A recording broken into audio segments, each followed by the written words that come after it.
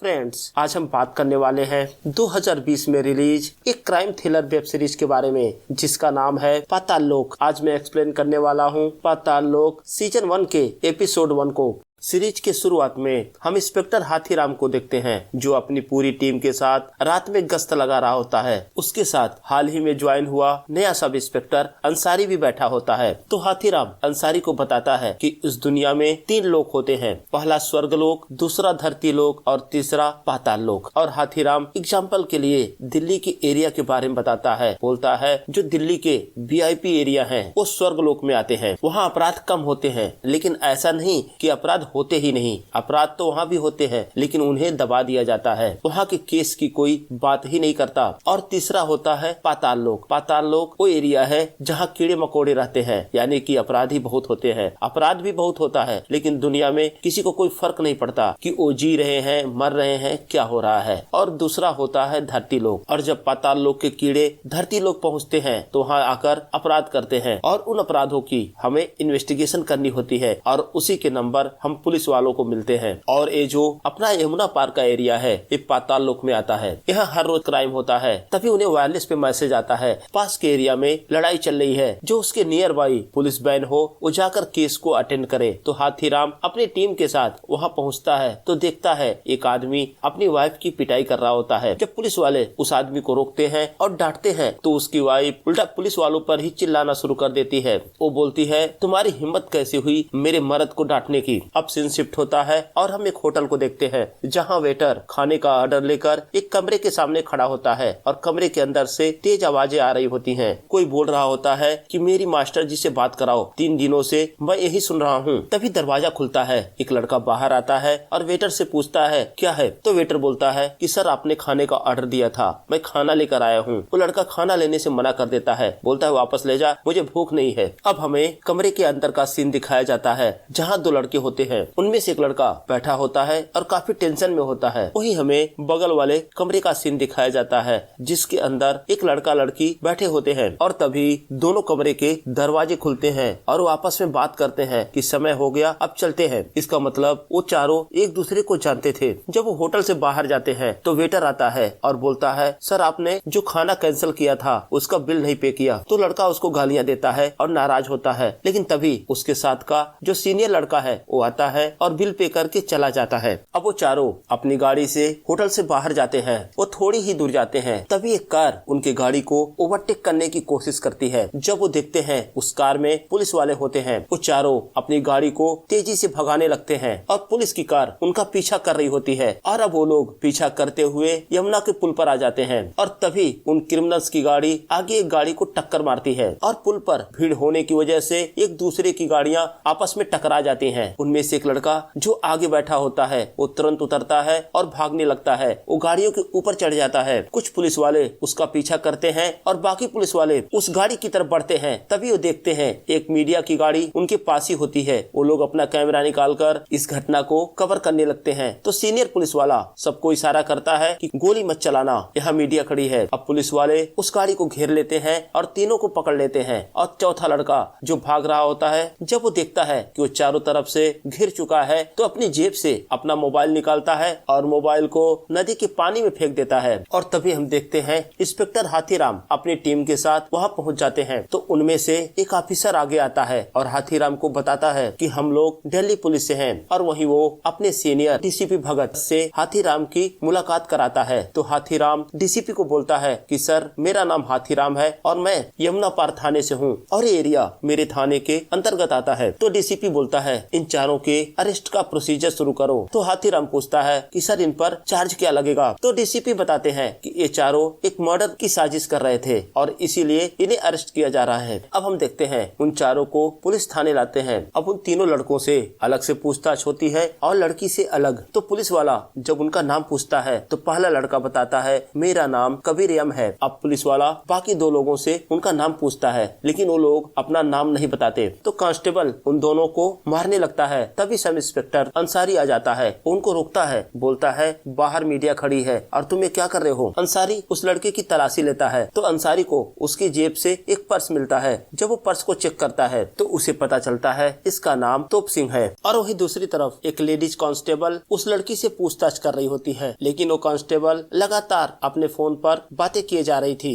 वो लड़की से उसका नाम पूछती है और उसको बोलती है तू कपड़े उतार, लेकिन वो लड़की लगातार रोए जा रही थी। और तभी वहाँ डीएसपी भगत आ जाते हैं और वहाँ के एसएचओ से पूछते हैं कि ये केस कौन हैंडल करेगा। तो एसएचओ बोलता है कि सर विकास अभी एक हफ्ते की छुट्टी पर गया है, वो जैसे ही लौटेगा वो चार्ज संभाल लेगा। तो डीएसपी बोलते हैं तो क्या ये केस एक हफ्ते तक इन्वेस्टिगेट नहीं होगा? तुम ऐसा करो हाथीराम को केस दे दो, हाथीराम इस केस को हैंडल करेगा। तो एसएचओ बोलता है सर उसको तो इन्वेस्टिगेशन का कोई भी एक्सपीरियंस नहीं है और इतना बड़ा केस वो हैंडल नहीं कर पाएगा। तो डीएसपी बोलते हैं अरे ये तो ओपन एंड शट केस है, इसमें इन्वेस्टिगेट क्या करना है, उन लोगों से कन्फेशन लेनी है और मजिस्ट्रेट के सामने पेश करना है। एक्चुअली उस थाने का एसएचओ हाथीराम को बिल्कुल ही पसंद नहीं करता था और इसलिए वो नहीं चाहता था कि हाथीराम चौधरी को कोई बड़ा केस मिले। अब जब वो ऑफिसर हाथीराम को केस हैंड ओवर कर रहा होता है तो हाथीराम पूछता है कि आपको टिप कहाँ से मिली। तो बताता है कि मंगोलपुरी के किसी पीसीओ से कॉल आया था और उसने बताया कि यहाँ 4 लोग किसी का मर्डर प्लान कर रहे हैं। तो हाथीराम पूछता है क्या उसने अपना नाम बताया? तो ऑफिसर बोलता है नहीं, उसने अपने बारे में कुछ भी नहीं बताया। तो हाथीराम पूछता है ऐसे में तो अगर कोई आपको टिप मिलती है आपको उस एरिया के थाने को रिपोर्ट करना होता है, लेकिन आप लोगों ने ऐसा नहीं किया। तो ऑफिसर बोलता है डीएसपी से अरे सर हाथीराम को लगता है कि हमने उनको पकड़कर गलती कर दी। तो डीएसपी आते हैं और बोलते हैं हाथीराम सही तो कह रहा है, प्रोसीजर तो यही है, लेकिन हाथीराम हमारे पास इतना समय नहीं था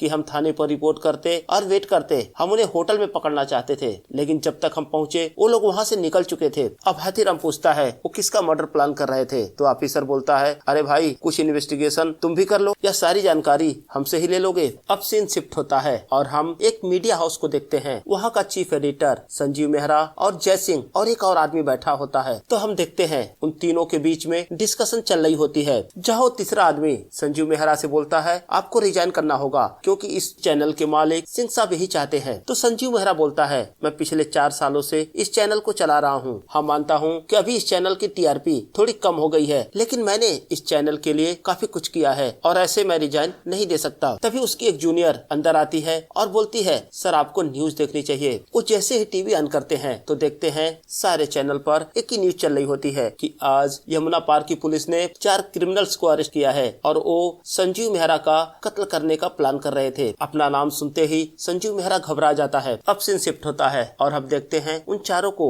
मजिस्ट्रेट के सामने ले जाते हैं। तो हाथीराम अपने कांस्टेबल से पूछता है इसने अपना नाम नहीं बताया क्या? तो बोलता है नहीं। तो हाथीराम बोलता है कोई बात नहीं, एक बार मजिस्ट्रेट के सामने इसकी पेशी हो जाने दो, फिर तो हमारे वहाँ गूंगे भी बोलते हैं। और वहीं सब इंस्पेक्टर अंसारी बोलता है कि सर जो भी सामान इनके साथ मिले थे उनकी लिस्ट मैंने बना ली है। उन्हीं लिस्ट में एक मेडिकल डॉक्यूमेंट होता है। तो बोलता है ये मेडिकल डॉक्यूमेंट मुझे कबीर एम के जेब से मिला है। तो अंसारी बोलता है कि सर वो गाड़ी चोरी की है, मैंने आरटीओ को चेचिस नंबर भेजा है, जल्द ही हमें उस गाड़ी की सही डिटेल मिल जाएगी। वहीं दूसरी तरफ हम संजीव मेहरा को देखते हैं, वो अपना 9 PM का प्राइम शो छोड़ देता है। तो वहाँ का एडिटर जय मलिक बोलता है 9 PM का शो किसी और को दे दो। तो जय संजीव को बोलता है चलो मैं तुम्हें घर छोड़ देता हूँ। जब संजीव अपने ऑफिस से बाहर आता है तो देखता है बाहर रिपोर्टर्स की भीड़ लगी होती है। वो मुश्किल से वहाँ से निकलता है और इधर हम देखते हैं संजीव मेहरा के घर पर जब उसकी वाइफ डॉली घर के बाहर अपने कुत्ते को खाना खिलाने आती है, तभी वो देखती है कि चारों तरफ उसे रिपोर्टर घेर लेते हैं और उससे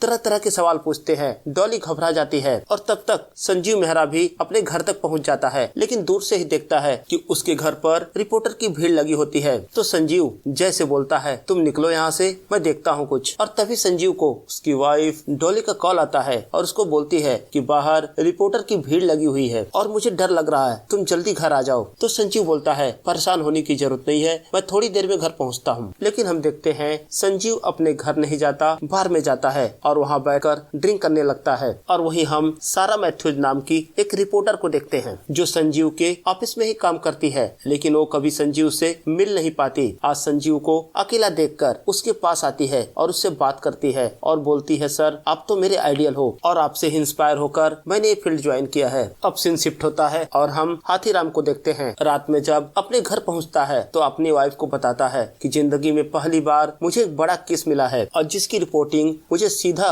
डीएसपी सर को करनी है। दूसरे दिन जब हाथीराम अपने थाने पहुंचता है तो उसका सीनियर उस पे फायर हो जाता है। उसे बोलता है कि संजीव मेहरा का नाम बाहर कैसे आया? तो हाथीराम बोलता है, सर मुझे नहीं पता। जब हमें केस हैंडओवर किया गया उसके कुछ देर बाद ही ये न्यूज तो मीडिया में आ गई थी, तो मैं कैसे बता सकता हूँ कि संजीव मेहरा का नाम बाहर कैसे आया? तभी हाथीराम को डीएसपी का कॉल आता है और उसको बोलता है, तुम जाओ संजीव मेहरा से मिलो। जब हाथीराम संजीव मेहरा के घर जाता है तो देखता है संजीव मेहरा अपने घर पर नहीं होता। वो थोड़ी देर बाद घर आता है तो हाथीराम उससे पूछता है कि मैम ने बताया कि आप पूरी रात घर नहीं आए, क्या बात है? तो संजीव मेहरा बताता है कि जब मैं रात में इधर आया तो मैंने देखा रिपोर्टर्स की भीड़ लगी थी। अगर मैं उस समय आता तो लोग तरह तरह के सवाल पूछते, इसलिए मैं रात में घर नहीं आया। अब हाथीराम संजीव मेहरा से रूटीन सवाल पूछना शुरू करता है। उससे पूछता है, सर आपको किसी ने धमकी तो नहीं दी, जैसे कोई पुरानी दुश्मनी हो या जैसे किसी बड़े आदमी का कोई खुलासा किया हो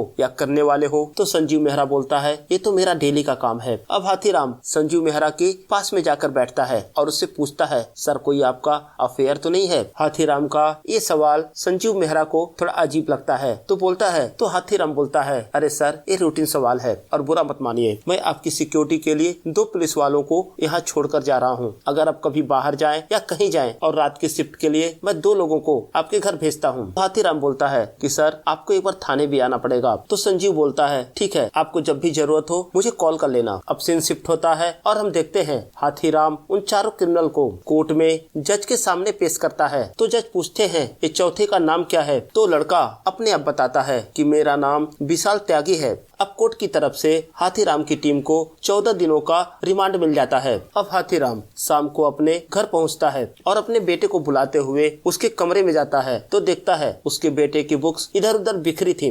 हाथीराम उन्हें सही करने लगता है। तभी वो देखता है कि उसके बेटे का एग्जाम का स्कोर कार्ड वहाँ रखा होता है। वो चेक करने लगता है तो देखता है उसका बेटा तो 3 सब्जेक्ट में फेल होता है और सबसे बड़ी बात, उसके बेटे ने उसकी जगह पर जाली सिग्नेचर किया हुआ था। अब हाथीराम अपने बेटे सिद्धार्थ को बुलाता है और उसकी क्लास लगाता है। बोलता है, एक तो तू फेल हो गया, फेल होने के बाद मेरी जाली साइन भी करने लगा। मैंने कमिश्नर साहब के हाथ पैर जोड़कर तुझे एक बड़े स्कूल में दाखिला दिलाया ताकि तू पढ़ लिख कर एक अच्छा इंसान बने। और साथ ही वो अपनी वाइफ को भी डांटता है। वो बोलता है, तू दिन भर घर पर रहती है और तेरा लड़का क्या करता है तुझे कुछ पता ही नहीं। और दूसरी तरफ हम अंसारी को देखते हैं। वो थाने में होता है और उन 4 क्रिमिनल्स की हिस्ट्री निकालता है। जब वो विशाल त्यागी की हिस्ट्री देखता है तो चौंक जाता है। वो तुरंत ही हाथीराम को कॉल करता है और बोलता है कि सर क्या अभी आप थाने आ सकते हैं? तो हाथीराम बोलता है, ऐसा क्या हो गया? तो अंसारी बोलता है, सर एक बार आप आओ तो सही। जब हाथीराम थाने पहुंचता है तो अंसारी बताता है, ये विशाल त्यागी कोई आम क्रिमिनल नहीं है। चित्रकूट में लोग इसे